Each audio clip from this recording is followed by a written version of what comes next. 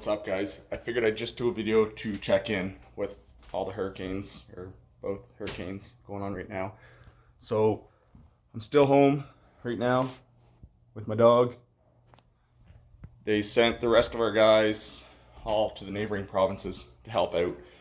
We have a rotating list whenever guys go out of province for help. And my name came up even though I was just on the last storm, because they pretty much sent everyone. They wanted a few guys to hang back, so I decided to hang back on this one. Had a few things going on at home, and there was a few other guys that were just chomping at the bit to get going there. So it was a tough decision. I would have loved nothing more than to head out and help the guys out, but things are still really busy here in our own district. I've been running from 4 p.m. till 8 a.m. for the last 7 days straight. It's 11 a.m. right now. I just woke up. I got in from work about 1 a.m. so finally got a full, probably too much sleep.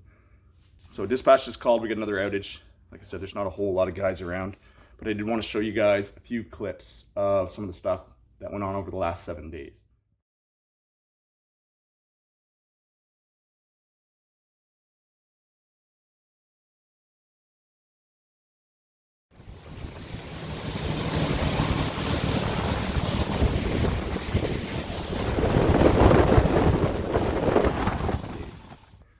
So before we get into it, I just want to express my thoughts to everyone that lost their homes in these storms. There was a ton of damage, both here in the Maritimes as well as down in Florida. I also want to send out the message for everyone to work safe. There's no job that's urgent or important enough to justify not taking the necessary time and steps to ensure everyone's safety. So in my last video, I mentioned that there's crews working throughout the entire night. Generally, that's one of the local utility crews that know the system. We had 3 crews in my area. The area geographically is divided in such a way that there's a river that divides our communities. I cover this side of the river. Another guy covers this side, and then you go way out the highway, there's a 3rd crew there. So there was crews available all night throughout the storm. The storm probably hit us right around midnight, first night, 7 days ago. The calls started rolling in really quick. So sometimes during these storms, we'll pull our crews off the road. But when there's things like an active fire, you pretty well have to have someone available. Now, the first night we had some American equipment calls, some trees catching fire and stuff. About a 45-minute to an hour drive out of town, and I arrived there. I had my partner on his way. He got held up, so I was first on scene. Basically, cutting power. Every one of these calls that I arrived to, we simply shut power off. If there was lines down in a populated area, rural neighborhood, we put some grounds in the line as well. What's up, guys? We're right in the beginning of the Hurricane Fiona here right now, and we're not going to be getting a whole lot fixed tonight. There's wires down everywhere. There's tops of poles broken off. I just wanted to show you guys this real quick. We've got some 3-phase wires down all over the place here, trees down. One thing we can do in storm, see up there where I got that flag, we got a set of grounds in that pole. The next 3 span of wire, it's on the ground there in the ditch, and behind me as well, we got a whole lot of wire. So like I said, there's no time, it's not even safe to be up in the air fixing anything right now. But where this is a residential area, we did get some grounds on the lines. At this point, it's best if people just stay off the roads. There's trees coming down as we're driving. So storms like this, guys, don't be out driving around. There's wires all over the place. But this storm was so bad that even driving there was trees completely blocking the road. You simply could not get there. Technical necessary on the ground for the workers to be go ahead and close 8:45 and Echo 7 with 65 amps. Radio work from at 130144. Report 10-4.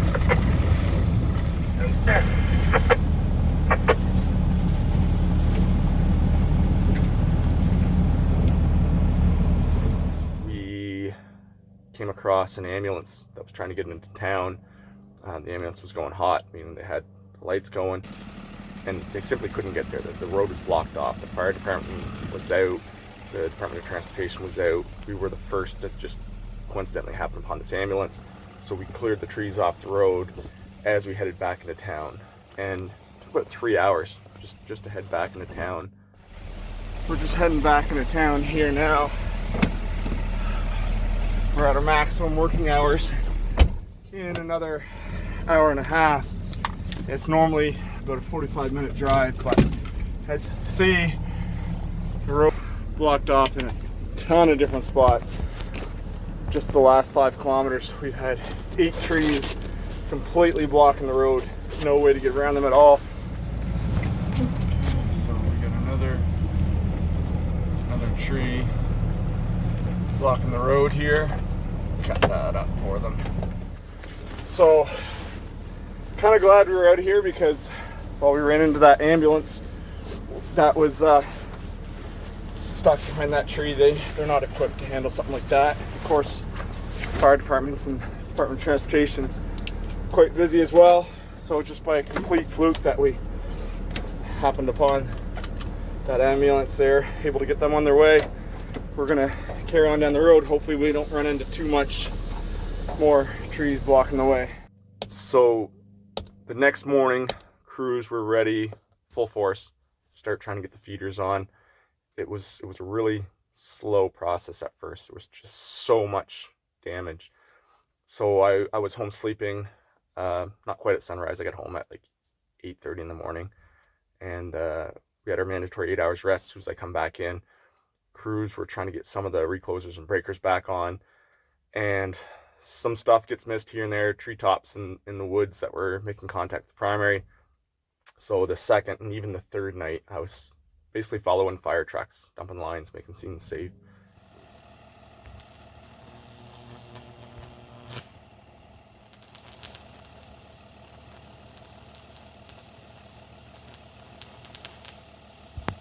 It was into the third night before me and my partner, as the emergency response, the trouble crew, was able to start actually working on the lines. There you go. Yep, that's it. Yep.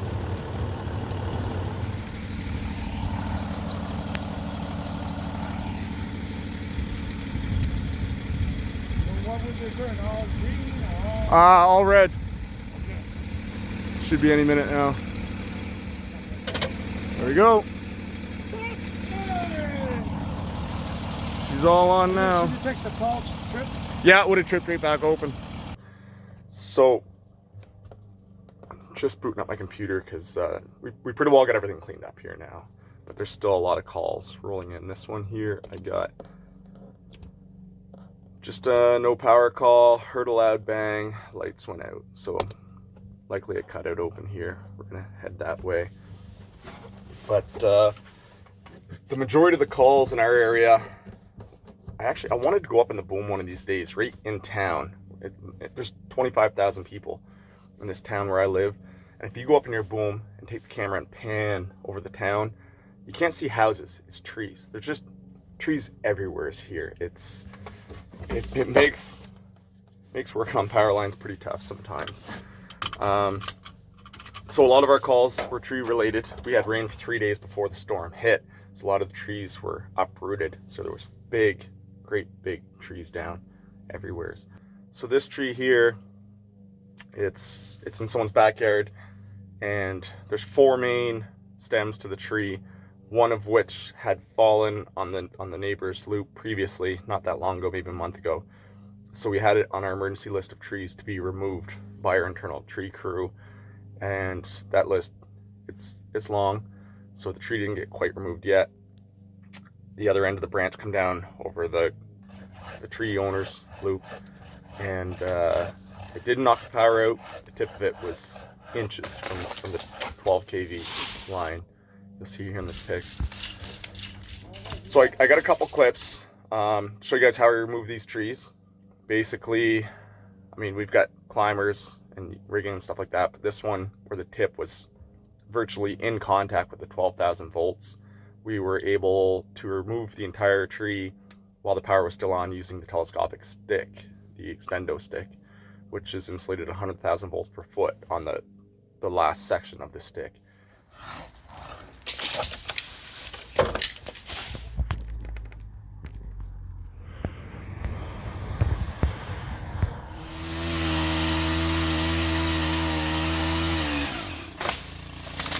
Went pretty quick. We had the tree fully removed in like 45 minutes. The saw blade I've got there, it's pretty sharp. We still had a couple other trees come down that were weakened by the storm. We got another one here that came down across primary neutral telephone. So a couple shots of my partner going up, removing that. That's pretty much all I did for 7 days. There was some primary down in a few spots. We had, in my area, it wasn't horrible, probably 16 to 20 broken poles total, most of which were 3-phase, some of them right on the main highways. They were pretty well all reachable by truck, which I can't say the same for some of these other areas where our crews are working right now. There's some pulled down on some mountains and some rocky areas, and just real rough terrain that makes restoration time a little longer, a little tougher. So we're on site right now. Had to call one of our bird dogs, responded to. Bird dog, he's one of the guys from the company.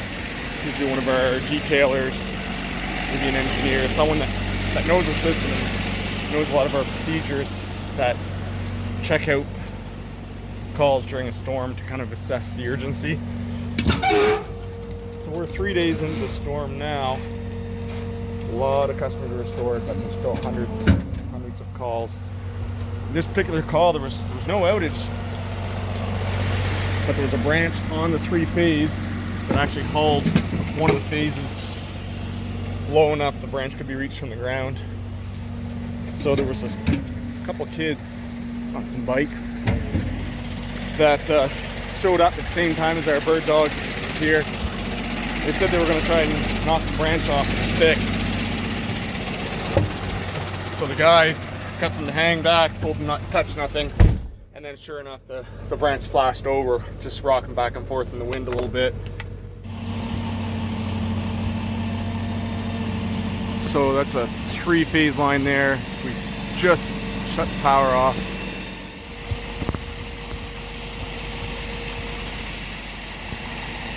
If somebody standing on the ground had have made contact with that branch, it would have been very, very dangerous. So just because you don't see sparks on a branch, it doesn't mean it's not live. That whole branch was energized at 7,200 volts. Oh, there's another call come in here now too. Just down the road from the first call. So I would say that line is out. Where at first looked like a transformer, just the fact the second call come in, not even a mile down the road from this guy. Probably, yeah, we're still on the 3-phase there. So I'd say one of the 3 phases just popped. So we're gonna head down towards this call now, and I'll try to give you guys a couple shots of the call. All right, so we just arrived at the 3-phase switches, and they're all closed in, so that's a good sign. If we look at our map here, you can see where I'm at. The blue is the 3-phase line. We've got a set of, I think they're 140 amp switches here. So I stopped here first where I did get 2 separate calls, and the addresses are clearly off 2 separate transformers. A lot of times that'll group up and predict this switch open, which it didn't in this case, probably because there was only 2 or 3 customers that called. So I stopped here first. There's still a good possibility that just one of those 3-phase switches was open. When checking these cutouts, they're supposed to be open, of course, if the fuse blows. However, sometimes they don't quite open, but you'll still see the fuse tail hanging out right at the bottom of the door. They look like they're all good, so they probably are. It could still be a lead at a square corner.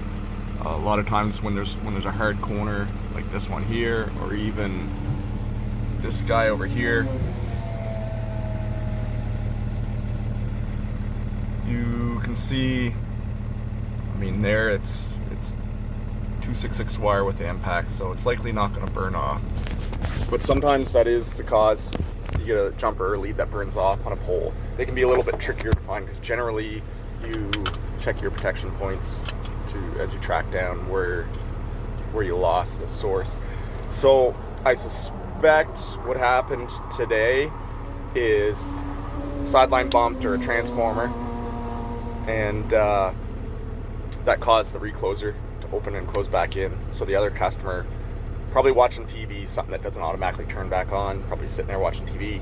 TV goes out, recloser closes back in, TV didn't come back on, so they call in no power before realizing that the power immediately came back on. Sometimes they'll call back and say all is good. A lot of times they won't. So we'll go to the first call, see if we got a transformer or a sideline open there, and then the second call will probably just be a drive-by. Drive up, knock on the door of someone's home, and they'll probably say, yeah, the power come back on. So we'll keep trucking down the road here. All right, so we're here now. Just got backed off the road in someone's driveway on a really busy highway here. Oh man, this is a nasty spot. We had a guy get one of these right through his leg a while back. Got infected and stuff, and nasty stuff. That's all these limbs are those hawthorns. They're real sharp. So we're gonna try to navigate our way through the woods here. Oh, that's strange. Cutout still looks like she's closed in. Maybe the fuse tail's hanging down there. This is a really bad spot.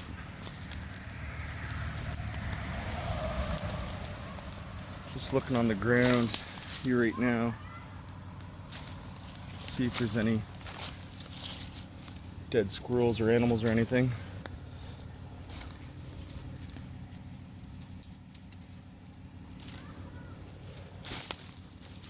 Not seeing anything.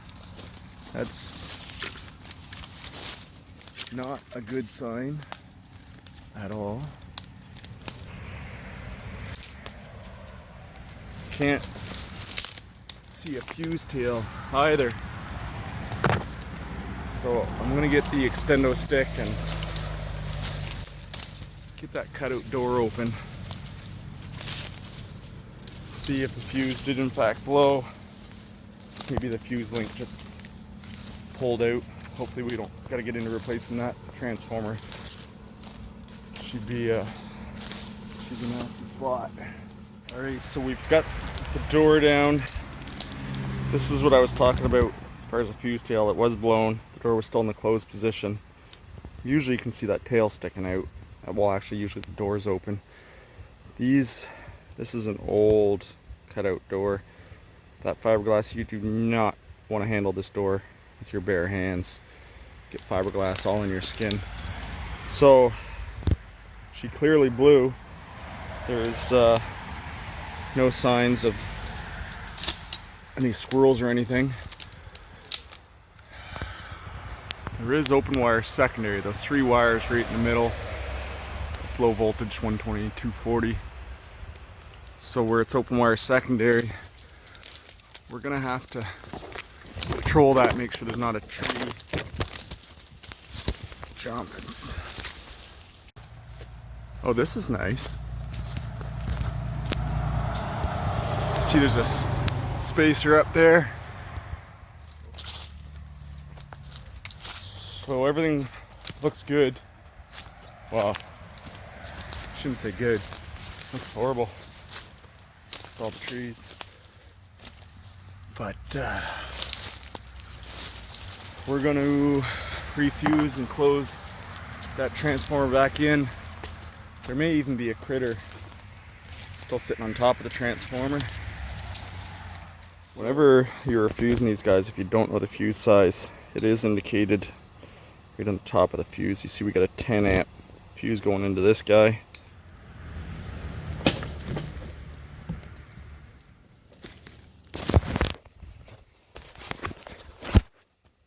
Alright, so that's good. He's closed in and holding. Didn't hear any arcing or anything off in the distance. We'll hang around for a few minutes until that pops back open, but should be good. And then we'll run down the road, check that other house. Like I said, I'm pretty sure they just felt the line bump and called in, jumped the gun a little bit on calling in.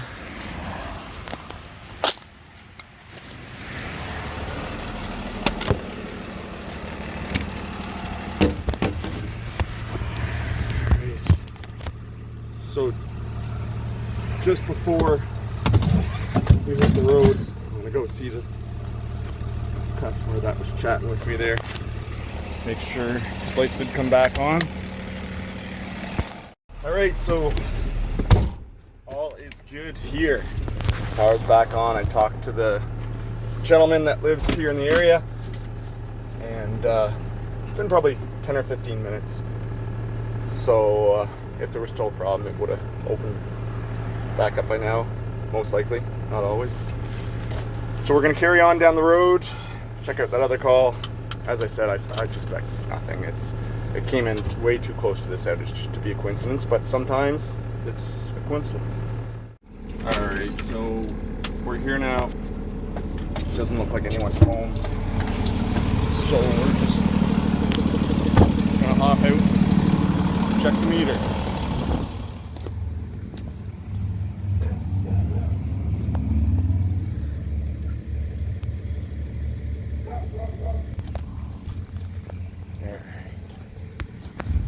So, power's on here. Said it doesn't look like anyone's home, no cars in the driveway. But pretty confident that that's what that was with this guy. So we're gonna fill out our field report here, and there's already work orders for tree trimming along this line. And the guys are out working around the clock. We have multiple crews, but the trees in this area, there's so many of them, it's crazy. It's really difficult to keep up with. So just wanted to thank all the guys out working the storm again. I was out last time in Cape Breton for the last storm, so I was quite surprised when my name came around the list again to go, but they did want a couple people to hang back. I had some stuff going on in town, so hung back on this one. I'm gonna pull down the fort. Hopefully there's no major calls, car accidents, anything like that, because we're super limited for our resources right now. And then if there is, well, they're not too far away. Eastern Canada, it's pretty small spot. There's probably crews 2-3 hours away that can come back if they absolutely have to. But I suspect they'll be over there for a week, maybe two. From what I've seen online, Florida with the hurricane Ian, they're in quite a mess as well. So lots of guys out working storm right now. So for those of you that are out working, be safe, guys. When you show up at a job and you want to get the power on for the customers, but whether you take the extra 10, 15 minutes, hour, whatever it is, to make sure everything's safe. If you need equipment, get the equipment. Take time to have a good tailboard with the crew. Always use your bonding and grounding, rubber gloves, all your work procedures. When you're working in different geographical areas, sometimes the procedures are different. The system might not be the exact same as what you're used to work on. So ask lots of questions, and like I said, the main thing is be safe. Can't say I don't have a little bit of FOMO going on from staying back home in this one, but we got some really awesome guys on the road out working. So be safe, guys. Thanks for checking in. Hopefully it doesn't get too busy this week. I got a ton of videos half edited, but it's just been way too crazy lately to have the time for that. So thanks for stopping in as always, and we'll see you next time, guys.